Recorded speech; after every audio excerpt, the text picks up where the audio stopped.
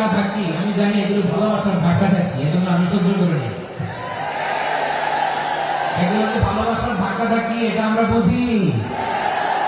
পৃথিবীর কোন আইন, সিকিউরিটি প্রোটোকল দিয়ে এটা মানানো যাবে না, কারণ এটা তো ভালোবাসা, লাভ। লাভ কোন আইন কানুন দিয়ে বাধা যায় না,